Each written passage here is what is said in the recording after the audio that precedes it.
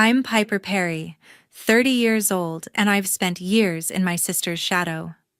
Last Sunday at our family dinner in Milwaukee, she leaned back in her chair smirking and said, "Not everyone can handle a real career in tech." The table buzzed with her usual praise, Mom nodding, Dad chuckling, her husband shifting uncomfortably. I gripped my fork, biting back a response. Then Grandpa, sharp as ever at 78, turned to me, his eyes glinting. "So, Piper, you bought her company out of pity." The room froze. My sister's smirk vanished. Mom's wine glass clinked hard against the table. Nobody breathed. I locked eyes with Grandpa, my heart pounding, knowing the truth was about to unravel everything. If you've ever faced family drama that hits like a gut punch, smash that subscribe button and drop your story in the comments. Let's talk about it. Growing up in Milwaukee, I was always the quiet one, the kid who'd rather organize my thoughts than steal the spotlight. My sister Genesis was the opposite. By 13, she was coding financial apps on our clunky family computer, piecing together algorithms that predicted stock trends. Mom and Dad called her a prodigy, their eyes lighting up whenever she explained her latest project. Neighbors whispered about her being the next big thing in tech. I'd sit at the kitchen table sketching ideas for user-friendly apps, but Genesis would glance at my notes and scoff. "That's not realistic, Piper. Stick to something simpler." I wasn't jealous, not exactly. I loved breaking down data, finding patterns in numbers, and figuring out what made people tick. At 10, I'd spend hours analyzing our family's grocery budget, suggesting ways to save a few bucks. Mom would pat my head, say, "That's cute, Piper," and go right back to praising Genesis for her genius. Dad once handed me a calculator and said, "Keep practicing, kid. Maybe you'll catch up." It stung, but I swallowed it, telling myself I'd prove them wrong someday. School didn't help. Genesis skipped a grade, breezing through math and computer science like it was nothing. Teachers fawned over her, pinning her projects on the bulletin board. I was good too. Top of my class in business studies, always the one kids came to for help with presentations. But when I pitched an idea for a budgeting app in 8th grade, Genesis laughed it off at dinner. "Piper, nobody needs an app to tell them how to spend their money," she said, her voice dripping with that older sister's superiority. Mom nodded along, not even looking at me. Dad just shrugged, like my idea was a passing whim. Grandpa was different. He'd sit on the porch sipping his coffee, listening to me ramble about customer behavior and data trends. At 70, he'd retired from running a small accounting firm, but his mind was razor sharp. "You've got a knack for seeing what people need. Piper," he'd say, his voice steady, "don't let anyone tell you it's not enough." Those moments kept me going, but they were rare. Most of the time, I was invisible, trailing behind Genesis's glow. By high school, Genesis was entering coding competitions, racking up awards. She'd come home with trophies, and Mom would clear space on the mantel before she even walked through the door. I focused on what I was good at: analyzing markets, crafting pitches. I won a state debate contest at 16, but when I showed Mom the certificate, she said, "That's nice, Piper. Did you see Genesis's new app got featured in a tech blog?" I forced a smile, my chest tightening. Dad didn't even look up from his newspaper. It wasn't just family.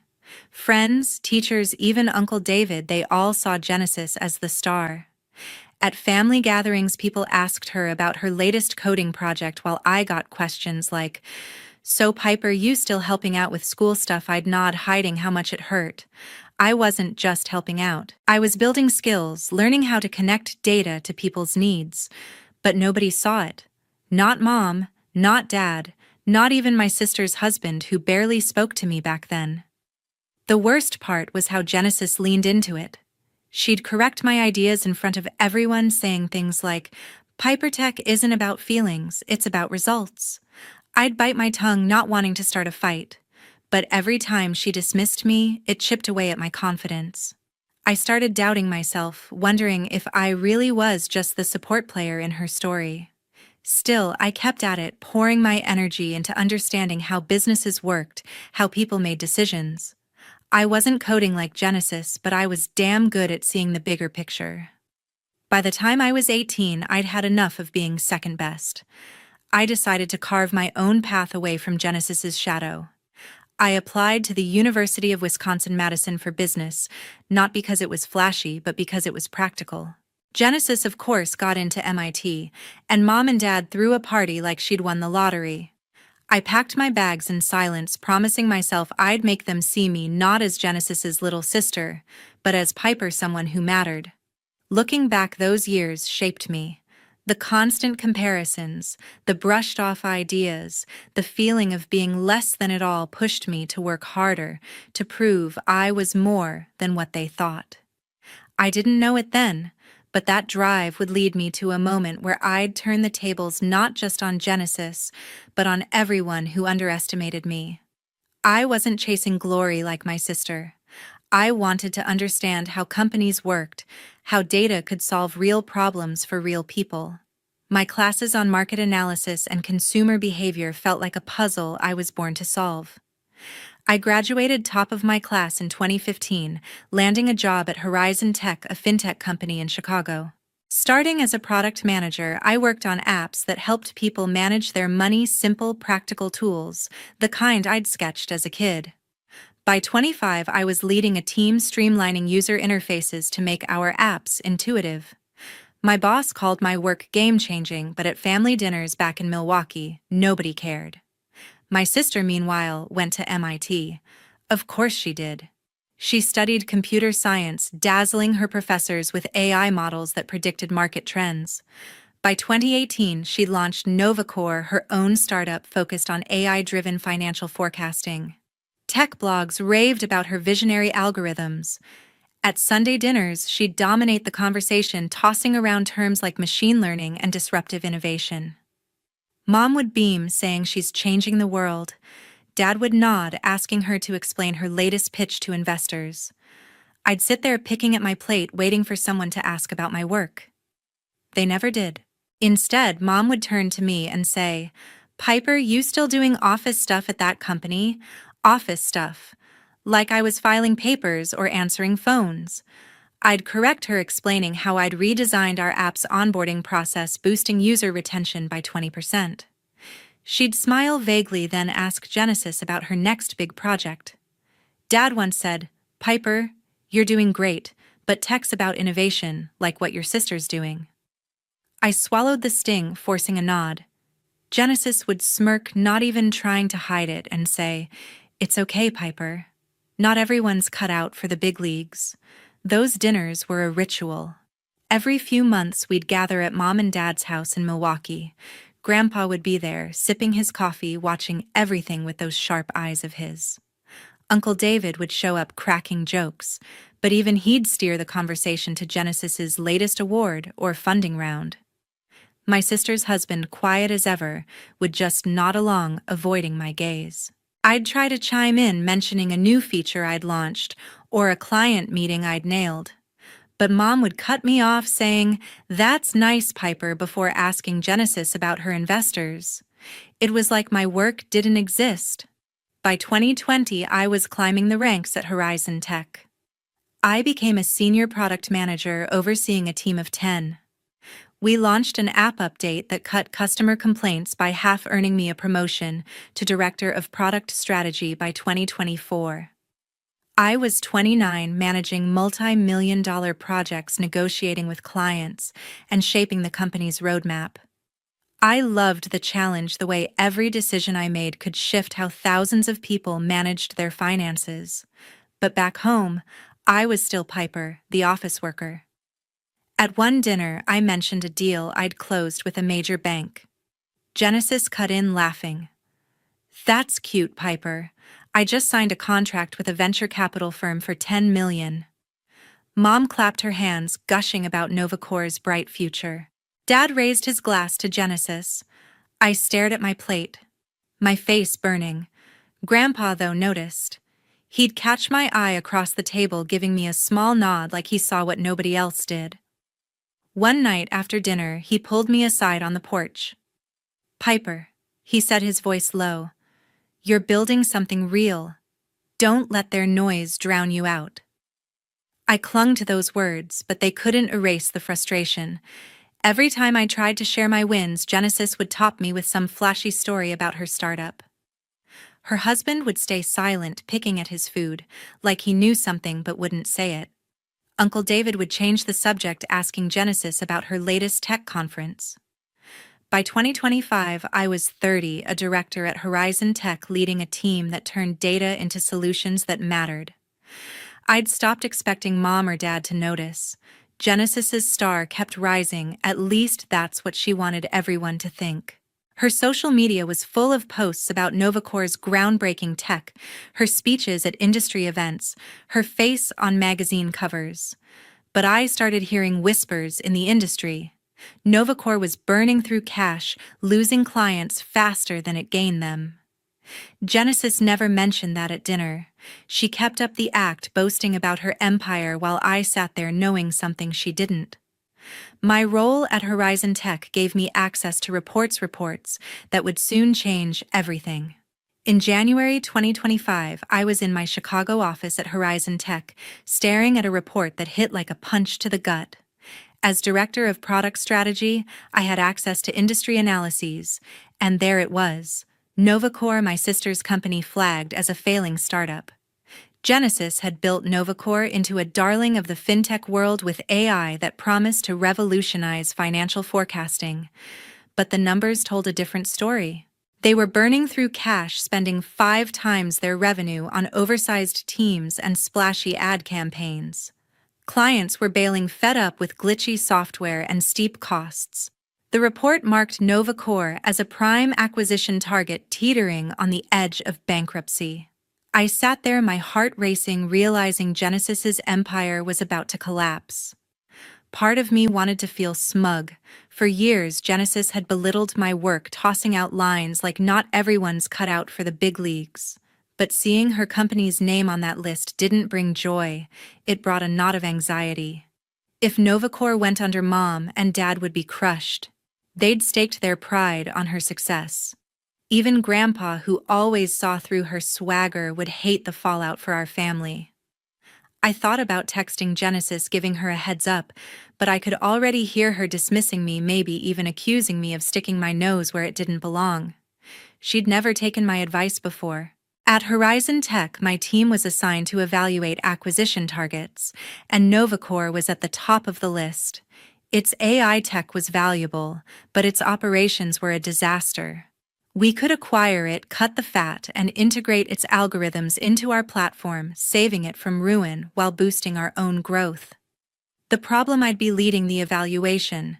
That meant dissecting my sister's financials, her mistakes, her overconfidence. It felt like a betrayal, like I was turning her failures into my opportunity. I wrestled with the conflict of interest for days, staring at my computer screen, weighing the consequences.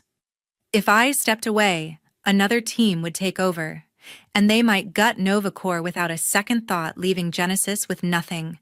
I needed perspective, so I called Grandpa one night. "Piper?" He said, his voice calm but firm. "You've got a gift for fixing what's broken. Do what's right, even if it's hard." He didn't know the specifics, but his words cut through my doubt. I couldn't let emotions derail me.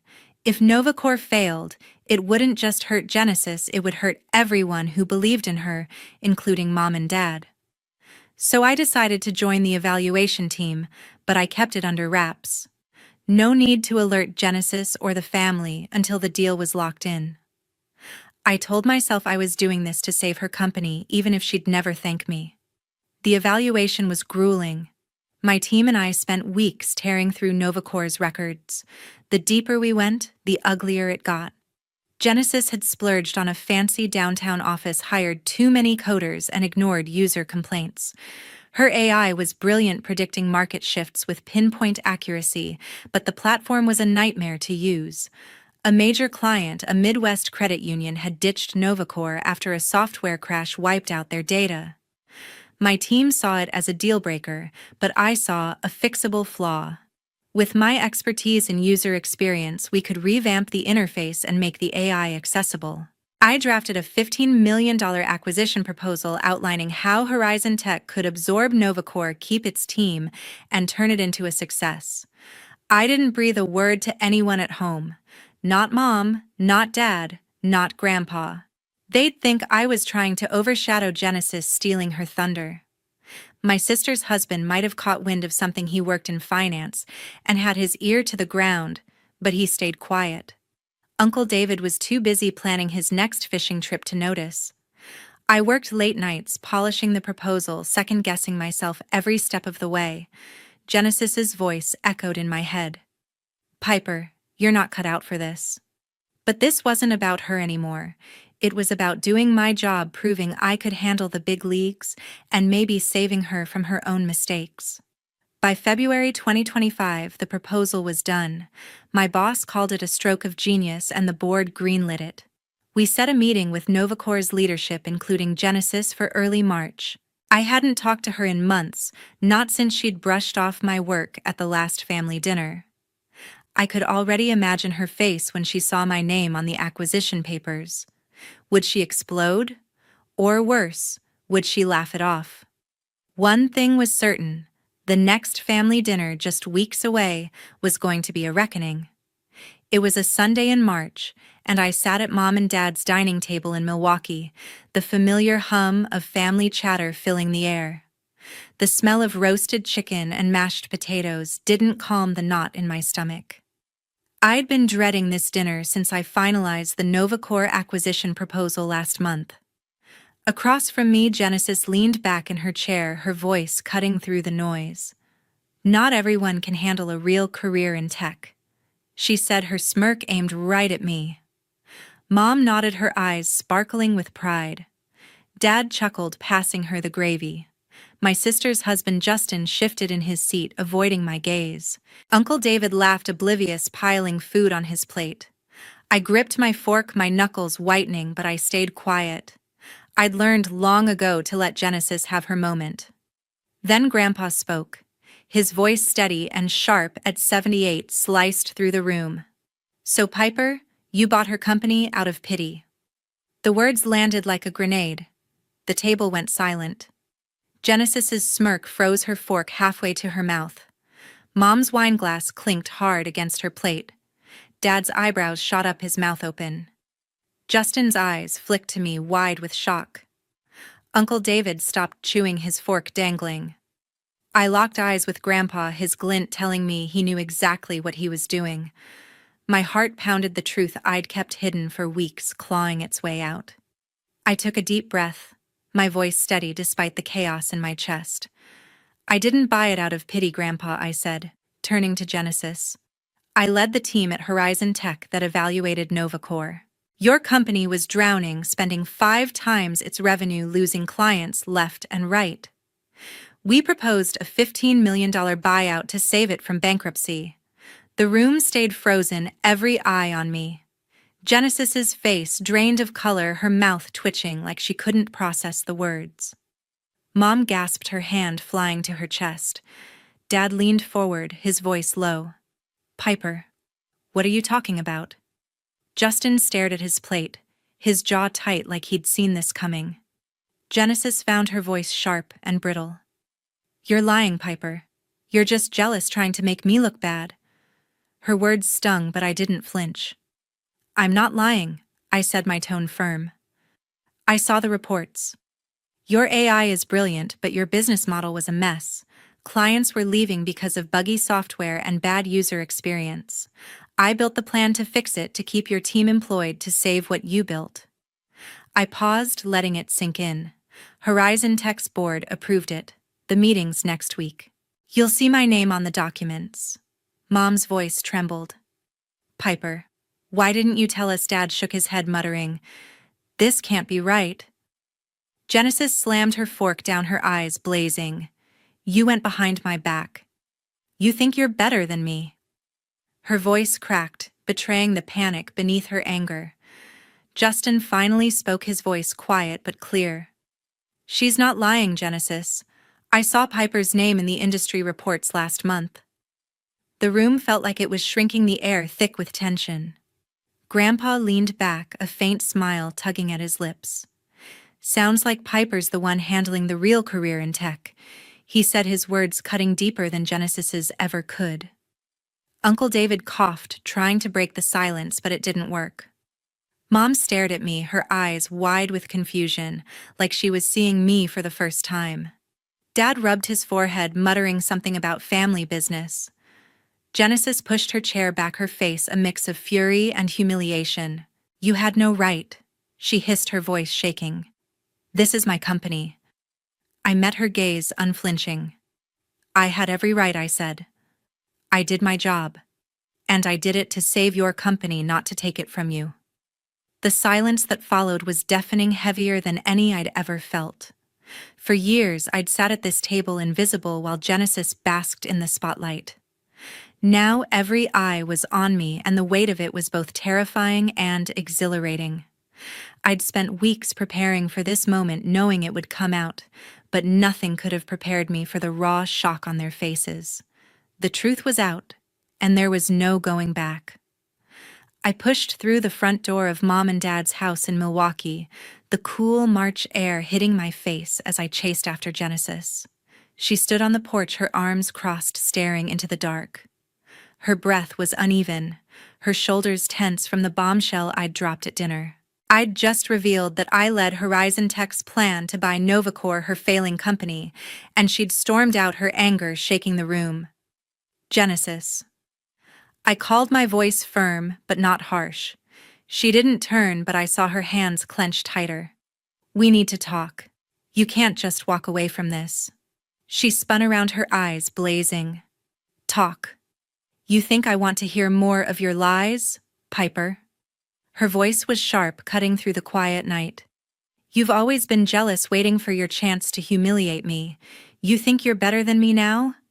The accusation stung, dragging up years of her dismissing me as the lesser sister. I took a step closer, keeping my voice steady. "I'm not lying, Genesis. Novacore was collapsing, clients gone, money burned. I spent weeks building a $15 million plan to save it, to keep your AI, your team. This isn't about beating you. It's about saving what you built." Genesis scoffed, her laugh bitter and cold. "Saving it? You expect me to believe you're doing me a favor? You went behind my back, Piper. You want to take my company and make it yours." Her words were a knife, twisting with every syllable. I shook my head, frustration rising. "I didn't go behind your back. I did my job. If I hadn't stepped in, Novacore would be bankrupt by now. Your AI is brilliant, but your platform's a disaster. I fixed what you ignored." For a moment, her eyes flickered with uncertainty, but she quickly masked it with defiance. The door creaked open, and Mom stepped onto the porch, her face pale. "Piper, this isn't right," she said, her voice trembling. "You should have told Genesis first, not ambushed her like this." Dad followed, his jaw tight. "You're causing a mess, Piper. Why didn't you talk to us?" Their words felt like a betrayal, as if I'd done something wrong by saving my sister's company. "I didn't ambush anyone," I said, my voice rising. "You've never listened to me before, Mom. You always saw Genesis as the star. If I'd told you, you'd have said I was meddling, just like always." Justin appeared behind Dad, his expression conflicted. "Genesis," he said, his voice low. "Piper's telling the truth. I saw the reports last month. Novacore was in deep trouble. Her plan, it's a good one. It keeps your team employed." Genesis turned on him, her voice sharp. "You knew and didn't tell me. Whose side are you on?" "Justin." He flinched but held his ground. "I'm on your side, but you need to hear her out. Piper's trying to help." Genesis shook her head, muttering, "You're all against me," her voice cracking with hurt. Grandpa's cane tapped as he stepped onto the porch, his presence commanding despite his age. "That's enough," he said, his voice calm but firm. "Piper didn't do this to hurt you, Genesis. She saw a problem and fixed it like she's always done." He looked at me, his eyes warm with pride. "You've got a good head, Piper. Don't let anyone make you doubt it." Then he turned to Genesis, softer now. "You're brilliant, Genesis, but pride's blinding you. Piper's not your enemy. She's your sister." Genesis's shoulders sagged, but she stayed silent, her gaze fixed on the ground. I took a deep breath, stepping closer to her. Genesis.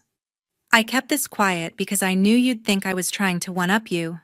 I spent nights poring over your company's books making sure your AI survived your team stayed. I did it because I believe in you, even if you don't believe in me. Her hands unclenched slightly, but she didn't look up. Mom's voice broke the silence softer now. Piper, we didn't know you were doing all this. Dad rubbed his neck, muttering, "This is a lot to take in." Uncle David poked his head out, his voice hesitant. "Piper, you're saying you saved Novacor?" I nodded, exhausted, but resolute. "Yes, David. I did what I had to." Grandpa's hand rested on my shoulder, steadying me. "You did good," he said quietly. Genesis finally looked up, her eyes wet but still defiant. "I don't need your help," she whispered, her voice shaky. "I built Novacor. I'll fix it myself." She turned and walked down the steps, disappearing into the night. Justin sighed, following her, his voice fading as he called her name. Mom and Dad stood frozen, their faces a mix of confusion and guilt. I felt the weight of their doubt, but Grandpa's nod kept me grounded. This fight wasn't over, but I'd said my piece. Days after that explosive dinner, I sat in Mom and Dad's living room, the tension from Genesis's departure still lingering like a bruise. The air felt heavy, the kind of quiet that follows a fight no one knows how to fix. I'd stayed behind after Genesis stormed out, her words, "I don't need your help," echoing in my head. Mom sat on the couch, twisting her hands, her eyes avoiding mine. Dad leaned against the doorway. His arms crossed, his silence louder than any lecture. Uncle David was there too, sipping coffee, looking uncomfortable. Grandpa sat in his armchair, his steady gaze giving me the strength to speak. I didn't want it to come to this. I started, my voice low but firm. I led Horizon Tech's team to save Novacor because it was the right thing to do. Genesis's company was failing, clients were leaving, cash was gone. My $15 million proposal keeps her AI alive, her team employed. I did it for her, not to take anything away. Mom's eyes flicked up, her expression softening but uncertain. "Piper, we didn't know," she said quietly. "You've always been so quiet about your work. We thought—" Her voice trailed off, but I knew what she meant. They thought I was just the office worker, not the one calling the shots. Dad cleared his throat, his voice gruff. "You should have told us, Piper. Going behind Genesis's back, it doesn't sit right." I shook my head, frustration bubbling up. "I didn't go behind her back, Dad. I did my job. If I'd told you before, you'd have said I was interfering like always." Dad's jaw tightened, but he didn't argue. Uncle David set his coffee down, his voice hesitant. "Piper, you're saying you saved her company?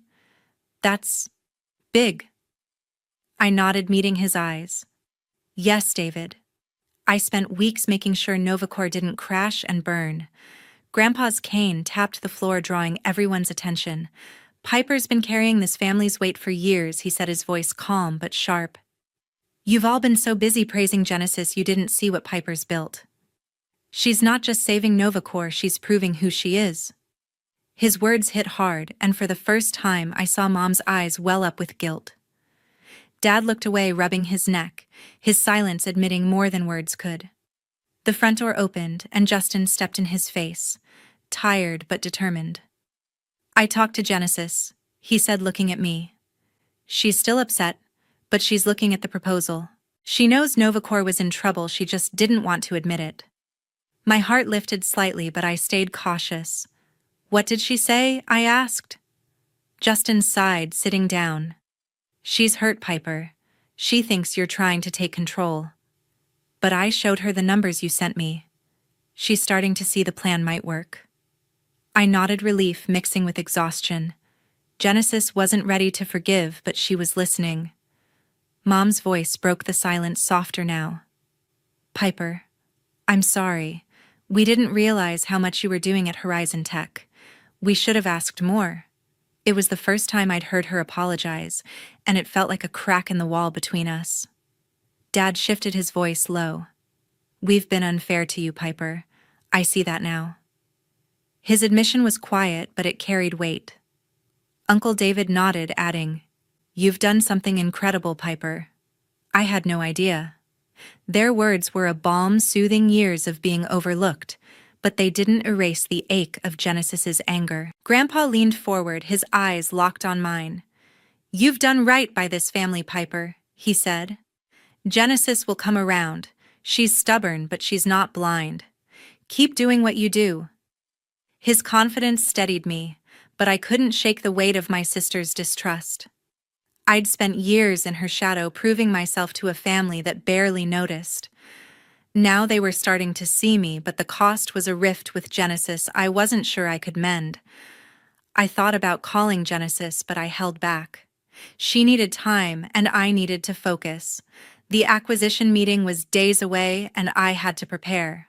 I'd poured everything into this plan, not just to save Novacor, but to show I was more than the other sister. As I sat there surrounded by my family's tentative support, I felt a shift. They were beginning to understand, and maybe Genesis would too. I wasn't giving up. Not on her, not on us. A week after our family's tense confrontation, I sat across from Genesis in a quiet Milwaukee coffee shop, the hum of conversation around us doing little to ease the knot in my chest, and Justin had convinced Genesis to meet me, saying she was ready to talk. She sat stiffly, her coffee untouched, her eyes fixed on the table. I took a deep breath, breaking the silence. "Genesis, I never wanted to hurt you. I led Horizon Tech's plan to save Novacor because I believed in your work. I still do." Her jaw tightened, but she didn't interrupt, so I pressed on. "Your AI is groundbreaking, but the business was falling apart.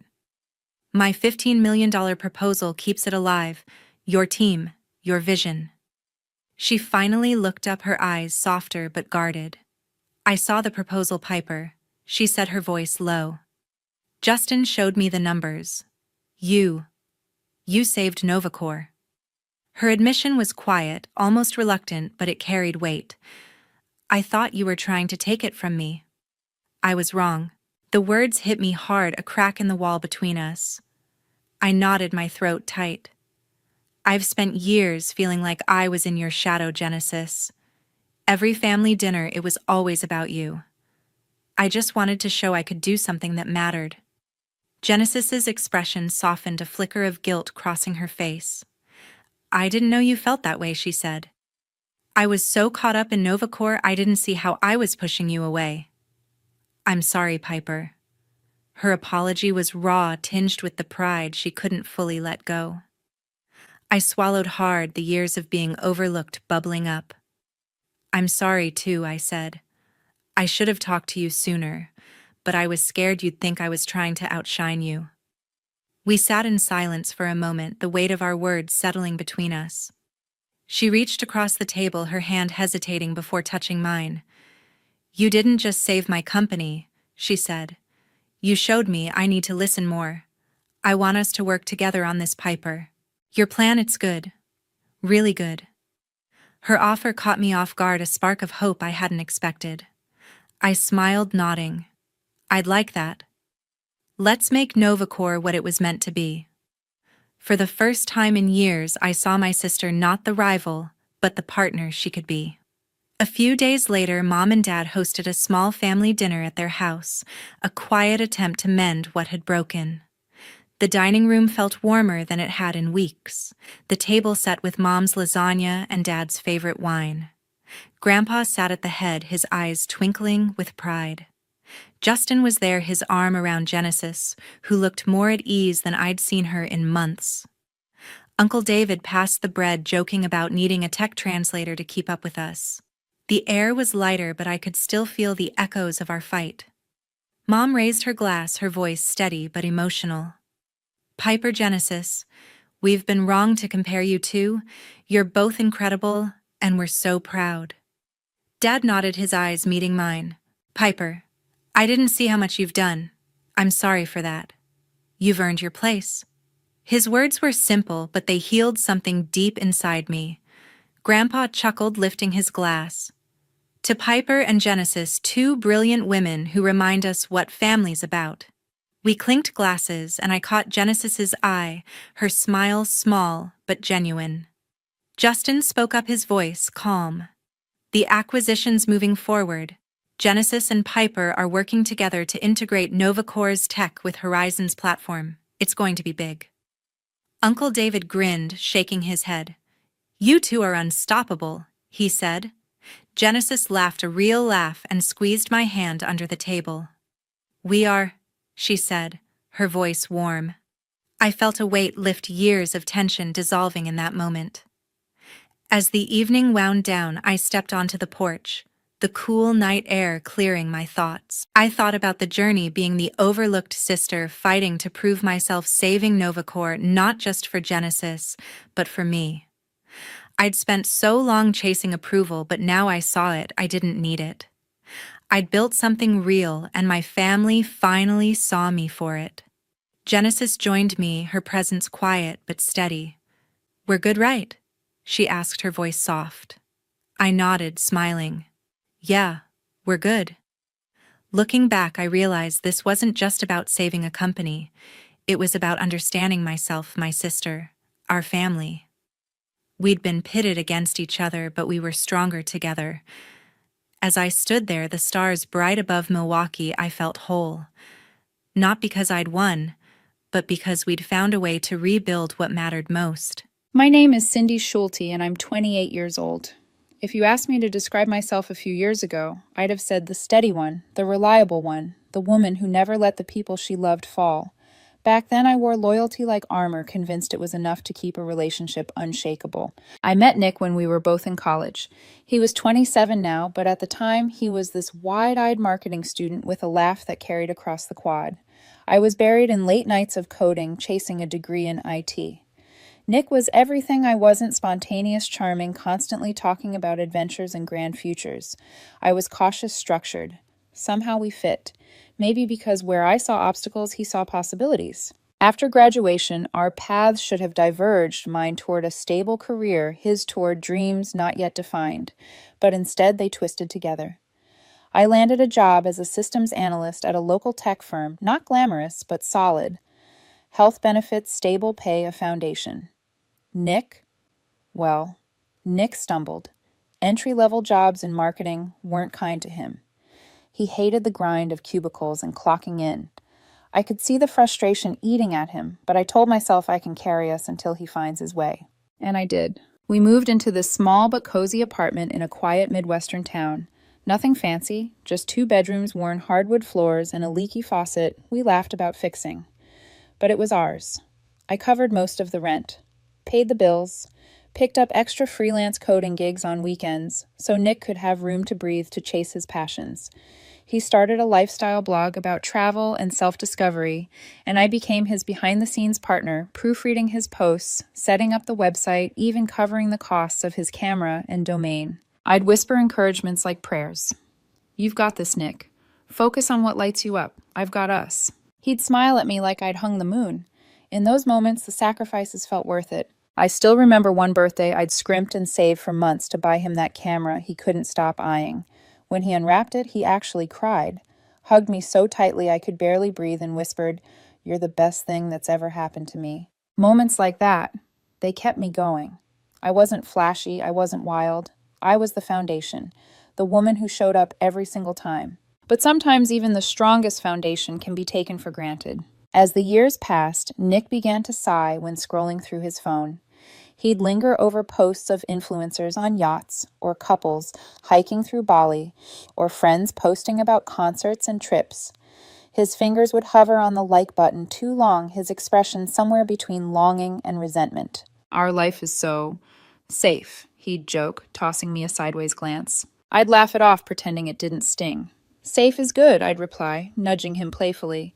Safe means we're building something real. But inside, I wondered if safe was just another word for boring to him. To try to bridge that gap, I suggested we plan a vacation together. Just us. No laptops, no deadlines, just a little adventure of our own. He always had reasons to put it off: money timing. Something about his blog calendar. So I let it go. I convinced myself we'd get around to it. Looking back now, that was the first crack. Subtle, almost invisible, but cracks widen. They spread quietly until one day the wall caves in. I didn't know then just how close that collapse was. For a long time, I believed my love was enough, that holding him up meant we'd both rise. But love built on uneven footing doesn't grow at tips. And though I didn't realize it, the weight of our lives was shifting. And Nick was already leaning toward a different horizon. It started with a casual announcement over dinner. Nick twirled his fork in a plate of pasta I'd made and said almost too lightly, "So the guys are planning a trip to Vegas. Just a few days. I think I need it, you know. A break from the grind." Vegas. The word made my stomach tighten. I'd heard stories, knew the reputation, flashing lights, endless alcohol strangers whose names you'd never remember. It wasn't exactly where you send your boyfriend if you crave peace of mind. Still, I smiled because that's what I did. "Sounds fun," I told him, even though my chest ached. He kissed my hand, grinning like a boy on Christmas morning. "I knew you'd understand. God, Cindy, you're the best." That night, while he packed, I transferred extra money into his account. "Just in case you want to treat yourself," I texted him as he boarded the plane. His reply came almost instantly. "Have fun. I'll miss you. Love you, babe." I clung to that message like a lifeline. The first couple of days, he sent updates. A selfie by the pool with sunglasses, a blurry shot of cocktails, a quick miss you between the noise. Then the silence stretched. One evening, I stared at my phone, refreshing our messages. Nothing. When his reply finally came hours later, it was clipped "Crazy night. Talk tomorrow." Tomorrow didn't come. When he finally flew back. 5 days later, I ran to greet him at the airport. He hugged me technically, but his arms felt stiff, mechanical, like he was checking a box. His laugh on the ride home sounded forced. That night when we crawled into bed, he turned away early, muttering about jet lag. I lay awake, staring at the ceiling, heart pounding. Something had shifted. I could feel it in my bones. Over the next week, the distance grew. Nick was always on his phone, smiling at messages he never shared, turning the screen away when I walked into the room. His answers to my questions about the trip were vague. "Oh, you know, shows and slots. Nothing special." But his eyes betrayed him, lighting up with memories he wouldn't say aloud. I tried to bridge this gap. I cooked his favorite dinner one night, creamy carbonara with extra parmesan. He thanked me distractedly, barely looking up from his phone. I suggested a movie night.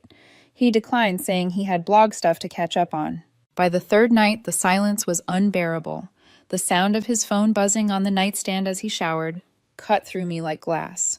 Curiosity, guilt, desperation, all of it tangled until I reached out and picked up the phone. I shouldn't have, I knew it, but love makes hypocrites of us all. The messages were there waiting. A thread with someone named Jade, flirty emojis, inside jokes about that wild night on the Strip, photos of them at a bar, her laughing, his arm draped casually around her waist, and worse, recent texts, plans for calls, him telling her she was his spark. My breath caught. The room seemed to tilt. My hands shook so badly I almost dropped the phone. 4 years. 4 years of sacrifices, of extra hours worked, of vacations postponed, of birthday gifts saved for erased by a single trip. I put the phone back exactly where it had been and sat there in the quiet, the sound of the shower running in the background. My chest felt hollow, my vision blurred. Part of me wanted to scream, to storm into the bathroom and demand answers right then. But another part of me, the part that had carried us for years, stayed still. I waited, because if I exploded, it would give him a way out. If I stayed calm, he'd have nowhere to run. That night, I stared at his sleeping back.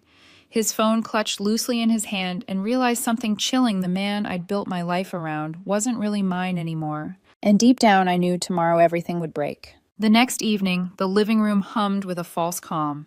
Nick sat cross-legged on the couch laptop balanced on his knees, pretending to scroll through work. I sat across from him, the TV flickering in the background, though neither of us was watching. My heart thudded against my ribs, steady but relentless. I closed my laptop slowly and said, "Nick, we need to talk about Vegas." For a fraction of a second, his face faltered, just a flicker like guilt caught in the light. Then he leaned back, folding his arms, tone sharp. "What about it?" I inhaled, steadying myself. I saw the messages. With Jade, the photos, the plans you're still making. Silence. No denial, no fumbling for excuses. Just a sigh, like I'd asked him to take out the trash. "Okay, fine. Yeah, it happened. We met at a club. My friends left early. She was there. Fun, adventurous. One thing led to another. My chest burned, but I kept my voice even. So 4 years together, and you throw it away on a fling. He leaned forward, eyes narrowing. Don't call it a fling. You don't get it, Cindy. With her, I felt something I haven't felt in years. Something you haven't felt, I echoed, bitter laughter rising but choking in my throat. We've been building a life, Nick. A home. I thought we were solid. Solid? He almost laughed, shaking his head. Cindy, come on. We're like roommates. You go to work, come home, we eat, we sleep. Repeat. It's comfortable, sure, but where's the excitement? The passion, Jade and I, we have a spark. She gets me. We stayed up all night talking about dreams, about living big. She makes me feel alive. Alive. The word landed like a knife, as though my love had been nothing but sleep. I pressed my lips together steady. So you justify cheating by saying I'm too stable, too safe. I've been supporting you, Nick, carrying us while you chased your dreams. And now stability is a flaw. His jaw tightened. He stood pacing. Don't make this about money. That's low. This isn't about you being bad. You're not. You're just predictable. And I can't keep suffocating in safe routines. Jade showed me there's more out there. Something inside me went quiet, like the storm had passed, leaving only still water. I walked calmly to the closet and pulled out his suitcase. His eyes widened slightly as he watched me place it on the bed. What are you doing? He asked, half incredulous, half uneasy. Helping you, I said, my voice unnervingly calm, even to myself. If you've already chosen this path, you should pack. Go chase your spark. He blinked. Maybe he expected tears pleading a fight. Instead, he watched in silence as I folded his shirts one by one, placing them neatly in the suitcase. My hand shook only once when I picked up the camera I'd saved months to buy him. I set it down carefully on top, like laying a flower on a grave. Finally, he found his voice, really just like that. Yeah, I said, snapping the suitcase shut. Just like that. He lingered at the doorway, almost waiting for me to crumble, but I didn't. I only met his gaze steady, unblinking. By morning, he was gone. The apartment echoed with absence. His laugh no longer bounced off the walls. His shoes no longer cluttered the entryway. His toothbrush, his cologne, his messy sketches for blog ideas all vanished. I sat on the couch in the silence, the faint hum of the refrigerator, my only company. My heart was cracked wide open, but I refused to let it bleed for him anymore. If Nick thought leaving would break me, he was wrong. It wouldn't break me. It would change me. The first morning without Nick was the hardest. I woke up reaching instinctively for the other side of the bed, only to find cold sheets.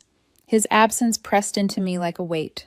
For a moment, I let myself cry quiet tears into the pillow, the kind that burn because they carry every why you'll never get answered.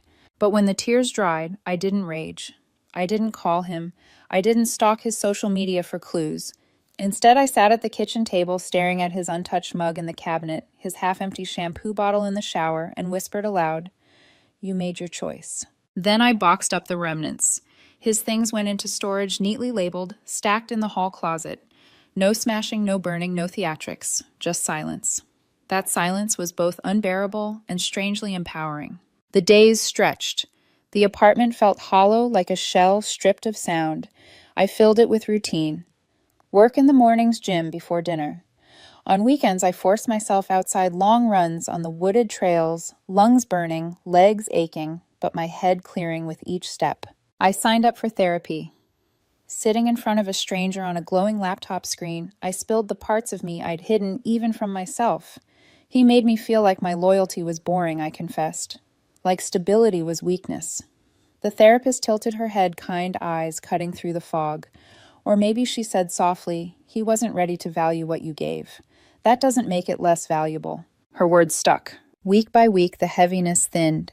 The knife wound in my chest became more of a scar, still tender, but no longer bleeding. I found strength in small victories, running an extra mile, cooking just for myself, and actually enjoying it, reorganizing the apartment until it felt new. At work, my focus sharpened. I volunteered for projects I'd once been too drained to take on. Within months, my manager pulled me aside.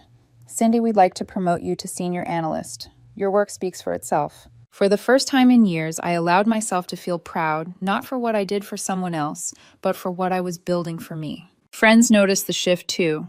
Over drinks one night, a colleague leaned across the table and said, "You seem lighter, like a weight's been lifted." I smiled, realizing she was right. Without Nick, without the constant responsibility of carrying another person's dreams, I could finally breathe. But in the quiet moments at night, when the apartment was too still, the unfairness lingered. I'd given years, sacrificed opportunities, loved him without condition. And he'd discarded me like an old sweater in favor of a new spark. Sometimes I lay awake wondering if he was happy, if his adventure with Jade really gave him what he thought he'd been missing. Those thoughts stung, but I refused to chase them too far. Instead, I made a promise to myself I would not let Nick's betrayal define me. So I planned a solo trip, a weekend in the mountains. Just me, a cabin, and silence that belonged to no one else. I imagined the crisp air filling my lungs, the trails winding endlessly, the kind of peace you only find when no one's watching. That thought carried me through the last of the grief. And though I didn't know it yet while I was slowly piecing my life back together, Nick's own carefully spun illusion was already starting to unravel. Karma doesn't come rushing in like thunder. It creeps. Quiet, deliberate. It was about 3 months after Nick left when I got the first hint. A text from a mutual friend, Mike. "Hey, Cindy heard about Nick. You okay?" I stared at the message, frowning.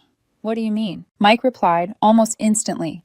Apparently, he quit his job here, packed up, and moved to Vegas to be with that girl. Full commitment. Posting all these pictures at shows, casinos, the dream life. I didn't respond. Just set the phone down and exhaled slowly. So this was his grand new adventure. Neon lights borrowed, luxury fake smiles plastered online. Weeks passed, and more bits of gossip trickled in. A coworker mentioned seeing Nick's blog new posts about desert freedom and soul connections.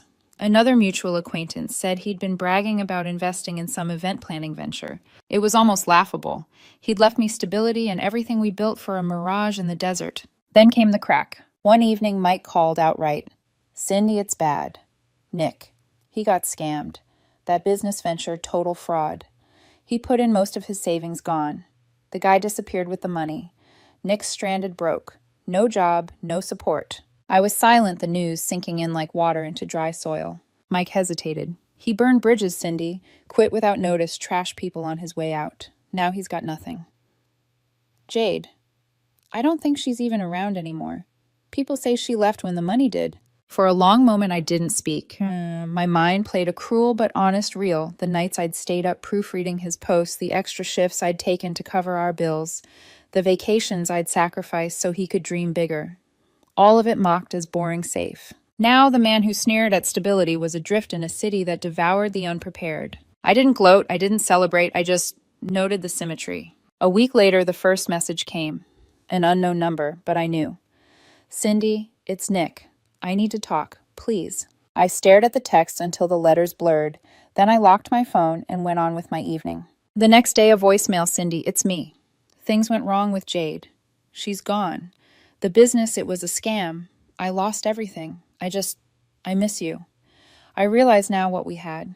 Please, can we talk?" His voice cracked on the last word, and for a flicker of a second, I felt the ghost of the man I'd once loved. But it passed quickly. I deleted the voicemail. Soon the attempts multiplied. More texts, more calls, long messages full of desperation.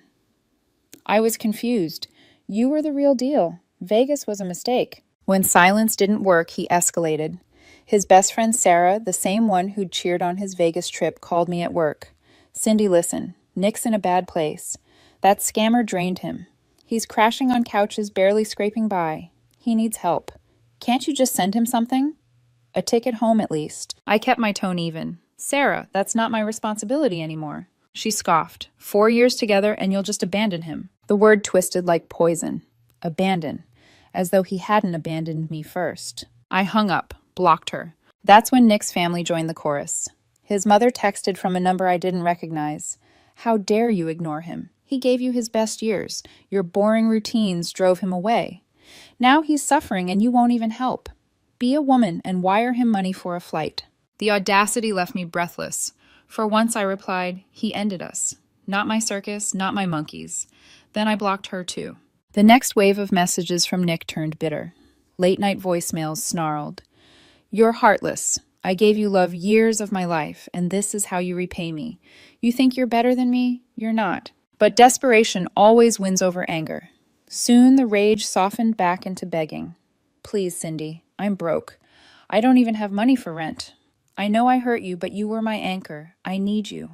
Each message only reminded me once I had been his anchor, and he had cut the rope himself. And now he was drowning in the very ocean he'd chosen. The night had ended for good. The phone rang past midnight, a blocked number. I almost let it go to voicemail, but something in me, curiosity maybe, answered. On the other end, a voice I once knew better than my own cracked apart. Cindy. Oh God, finally. It's me. Please don't hang up. Silence stretched between us. My pulse stayed calm, steady. I'm at rock bottom. Nick rushed on. I got evicted yesterday. I'm in some rundown motel, and I don't even know if I can pay for tomorrow night. No money for food, no way home. Jade's gone. Everyone's gone. I'm alone, Cindy. Scared. Please. Please wire me enough for a flight. I'll pay you back. We can talk. Maybe fix things. His words tumbled like stones rolling downhill, fast, desperate, heavy. Then came the sobs, jagged, broken, like the echo of a man who'd run out of masks.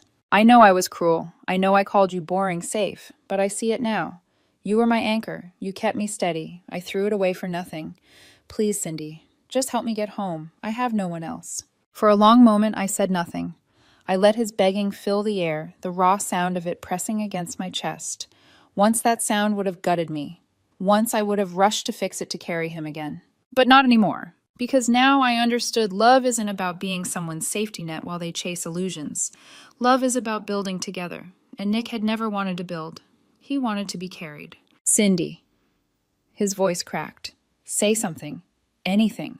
I did. I clicked end call. The silence that followed was the purest peace I'd ever known. The next morning I changed my number, gone completely out of his reach. No more voicemails, no more texts, no more echoes of a love I had already buried. And for the first time, I didn't feel abandoned. I felt free. Life moved forward. The promotion at work became permanent, with a raise that let me upgrade the apartment.